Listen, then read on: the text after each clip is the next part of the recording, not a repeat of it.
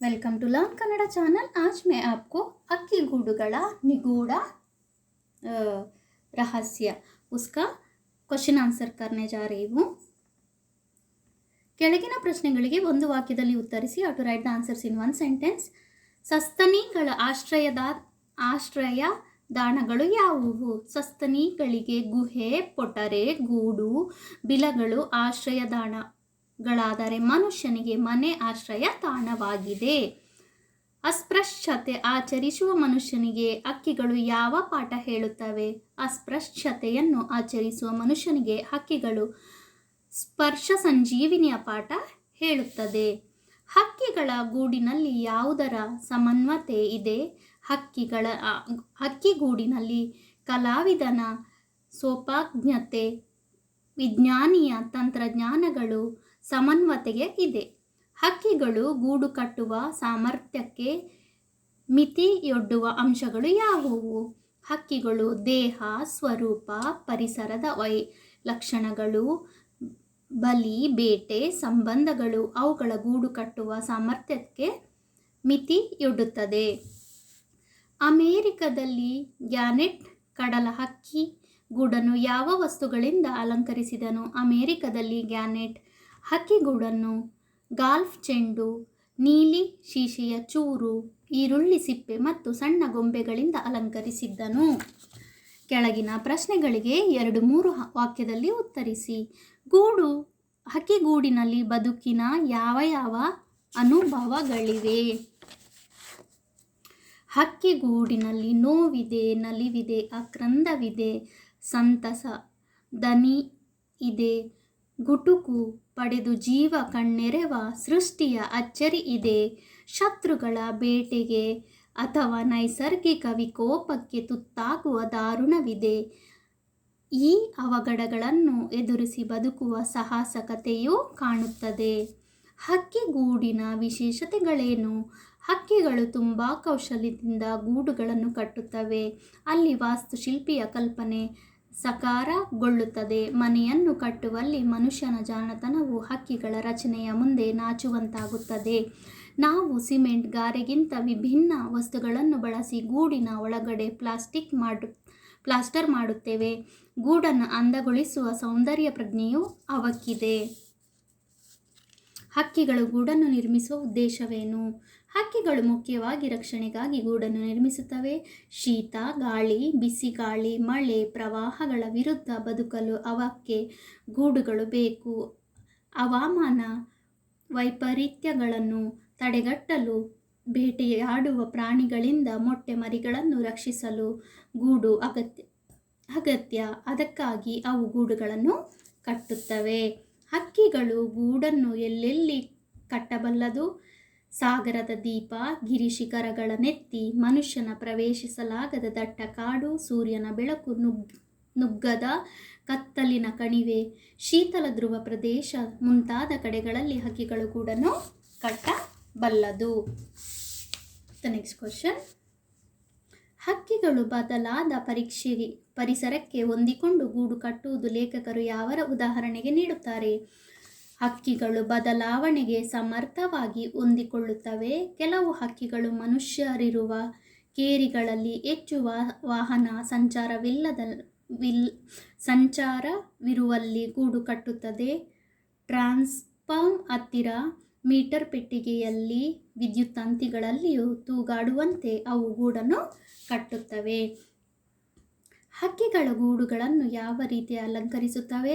ಹಕ್ಕಿಗಳಿಗೆ ವಿಶೇಷವಾದ ಅಲಂಕಾರ ಪ್ರಜ್ಞೆ ಇದೆ. ಅವು ಬಣ್ಣ ಬಣ್ಣದ ಹೂವಿನ ದಳವನ್ನು, ಹೊಳೆವ ಕಲ್ಲುಗಳನ್ನು ಹೆಕ್ಕಿ ತಂದು ಗೂಡಿನ ಹೊರಮೈಗೆ ಅಂಟಿಸುತ್ತದೆ. ಹದ್ದುಗಳು ಬಣ್ಣದ ಗಾಜಿನ ಚೂರು, ಬಟ್ಟೆಯ ಚಿಂದಿ ಮೊದಲಾದುದನ್ನು ಗೂಡಿಗೆ ತರುತ್ತದೆ.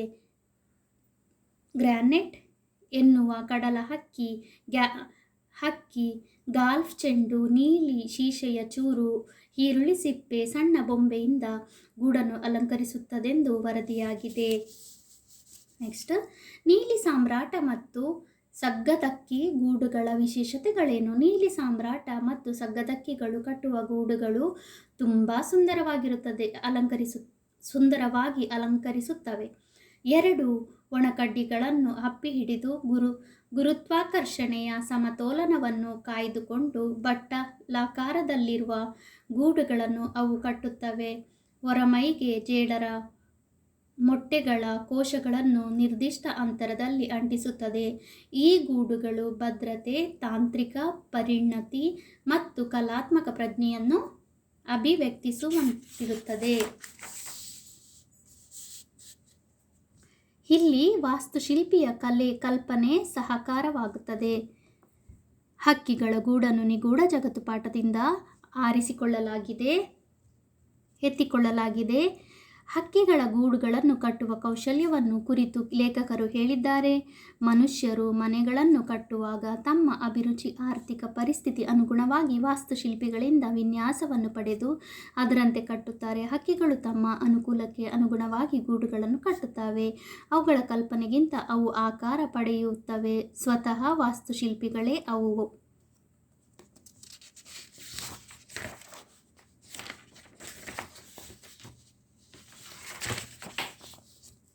ಕೆಳಗಿನ ಸಂಧಿ ಪದಗಳನ್ನು ಬಿಡಿಸಿ. ಸಂಧಿ, you have to write the ಸಂಧಿ and you have to mention which ಸಂಧಿ it is. ವಂಶಾಭಿವೃದ್ಧಿ, ಸಂತಾನಾಭಿವೃದ್ಧಿ, ಕೋಟ್ಯಾಂತರ, ಸಂತಾನೋತ್ಪತ್ತಿ, ಆಶ್ರಯದಾತ, ಭಟ್ಟ. ವಂಶಾಭಿವೃದ್ಧಿ, ವಂಶ ಪ್ಲಸ್ ಅಭಿವೃದ್ಧಿ, ಸವರ್ಣ ದೀರ್ಘ ಸಂಧಿ. ಸಂತಾನಾಭಿವೃದ್ಧಿ, ಸಂತಾನ ಪ್ಲಸ್ ಅಭಿವೃದ್ಧಿ, ಸವರ್ಣ ದೀರ್ಘ ಸಂಧಿ. ಕೋಟ್ಯಾಂತರ, ಕೋಟಿ ಪ್ಲಸ್ ಅಂತರ, ಎಣ್ ಸಂಧಿ. ಸಂತಾನೋತ್ಪತ್ತಿ, ಸಂತಾನ ಪ್ಲಸ್ ಉತ್ಪತ್ತಿ, ಗುಣ ಸಂಧಿ. ಆಶ್ರಯದಾಣ, ಆಶ್ರಯ ಪ್ಲಸ್ ತಾಣ, ಆದೇಶ ಸಂಧಿ. ಬಟ್ಟಲಾಕಾರ, ಬಟ್ಟಲು ಪ್ಲಸ್ ಆಕಾರ, ಲೋಪ ಸಂಧಿ. ಕೆಳಗಿನ ಪದಗಳನ್ನು ಸ್ವಂತ ವಾಕ್ಯದಲ್ಲಿ ಬಳಸಿರಿ. You have to make your own sentence. ಸೋಪಾಜ್ಞತೆ, ಸೋಪಾಜ್ಞತೆ ಇಲ್ಲದ ಕಾರ್ಯ ಸಾರ್ಥಕವಾಗುವುದಿಲ್ಲ. ಅವಘಡ, ದಿನಾವು ಪತ್ರಿಕೆಗಳಲ್ಲಿ ಅವಘಡ ಸುದ್ದಿಯನ್ನು ಓದುವಂತಾಗುತ್ತದೆ. ನೆಕ್ಸ್ಟ್, ಸಂಜೀವಿನಿ. ನಿರಾಶಾ ಮನೋಭಾವದವರಿಗೆ ಪ್ರೋತ್ಸಾಹದಾಯಕ ನುಡಿಗಳೇ ಸಂಜೀವಿನಿಯಾಗುತ್ತದೆ. ಸಮನ್ವಯ, ಜೀವನದ ಸುಖಕರವಾಗಿರಲು ದುಡಿಮೆ ಉಳಿತಾಯಗಳ ಸಮನ್ವಯವಾಗಿರಬೇಕು. ಅಪೂರ್ವ, ವಸ್ತು ಸಂಗ್ರಹಾಲಯಗಳಲ್ಲಿ ಕೆಲವು ಅಪೂರ್ವ ವಸ್ತುಗಳಿವೆ. ಐಕ್ಯಮತ್ಯ, ಇಂದು ಸಮಾಜದಲ್ಲಿ ಐಕ್ಯಮತ್ಯ ಆಗಿರುತ್ತದೆ. ಅಲಂಕಾರ, ಅರ್ಚಕರು ದೇವರ ವಿಗ್ರಹಗಳಿಗೆ ಹೂವು ಆಭರಣಗಳಿಂದ ಅಲಂಕಾರ ಮಾಡುತ್ತಾರೆ. ನಿಗೂಢ, ಪ್ರತಿಯೊಬ್ಬರ ಬದುಕಿನಲ್ಲೂ ಹಲವು ನಿಗೂಢಗಳು ಇರುವ ಸಾಧ್ಯತೆ ಇರುತ್ತದೆ. ಕೆಳಗಿನ ಪ್ರಶ್ನೆಗಳಿಗೆ ವಿಲೋಮ ಶಬ್ದ, ವಿರುದ್ಧ ಪದ ಯಾನಿಕಿ ಅದು ರೈತ ವಿಲೋಮ ಶಬ್ದ. ಸಹಜ ಇಸ್ ಅಸಹಜ. ಪ್ರಜ್ಞೆ, ಸುಪುಷ್ಪಿ. ನಿರ್ಜೀವ, ಜೀವ. ಸ್ಪರ್ಶ, ಅಸ್ಪರ್ಶ. ನಿರಾಕರಿಸು, ಸ್ವೀಕರಿಸು. ತತ್ಸಮ ತದ್ಭಗಳು. Old Kannada to new Kannada. ವರ್ಷ ಇಸ್ ದ ವರುಷ, ಅಚ್ಚರಿ, ಆಶ್ಚರ್ಯ. ಧ್ವನಿ ಇಸ್ ದ ಧ್ವನಿ, ಜ್ಞಾನ, ಜಾನ. ಸ್ಪರ್ಶ, ಪರುಷ, ಜನ್ಮ, ಜನ್ಮ, ವನ, ಬನ. ಗಾದೆ ಮಾತುಗಳನ್ನು ವಿಸ್ತರಿಸಿ. ಹಕ್ಕಿಗಳ ಗೂಡು ಮಕ್ಕಳಿಗೆ ತಾಯಿ. जिन्होंने भी अभी तक मेरा चैनल सब्सक्राइब नहीं किया है, प्लीज़ सब्सक्राइब माई चैनल